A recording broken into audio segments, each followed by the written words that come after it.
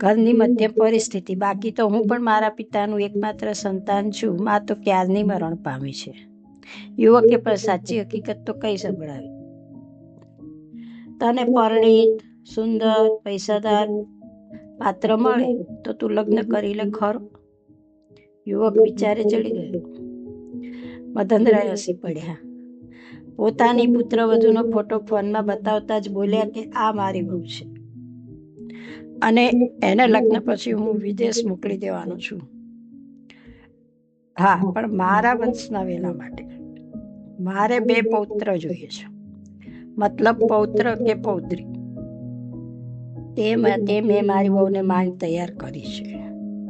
તું જરા મારા ઘરે આવજા કર, પછી વિચારી જવાબ આપી દેજે. આખરે તારી પણ જિંદગીનો સવાલ છે ને. બાકી કાયદાકીય વિધિ તો મારો વકીલ ફ્રીમાં કે ફી લઈને કરી દેશે. બસ 6 મહિનામાં જ અનન્યા આ યુવક મલઈને ગમી તો ગઈ. ધંધાના વિકાસના નામે કોર્ટ મેરેજ કરાવી સસરાએ પુત્ર વધુને ભીની આંખે વિદાય આપી દીધી. કેમ કે અનન્યા પણ તેના મા બાપનું એકમાત્ર સંતાન હતી. તેઓ પણ તેનો હૈરોભૈરો સંસાર જોવા ઈચ્છતા હતા. પિતાજી, ક્યારેક મારા ઘરે આવતા રહેજો. હવે મલય બોલ્યો. તું જ્યારે ખુશખબર આપે ને ત્યારે. તેઓ હસતા બોલ્યા. નીલ સ્વેચ્છાએ પોતાની મિલકત અડધી અનન્યાને આપી હતી. તે તો ગામની કોઈ ધાર્મિક સંસ્થામાં મનની શાંતિ માટે જોડાઈ ગયો. ગામમાં કાનાફૂસી જ્યારે થાય ત્યારે દુકાનનો મુનિમ એટલું જ કહેતો હતો, શેઠે ઘણું કમાઈ લીધું છે.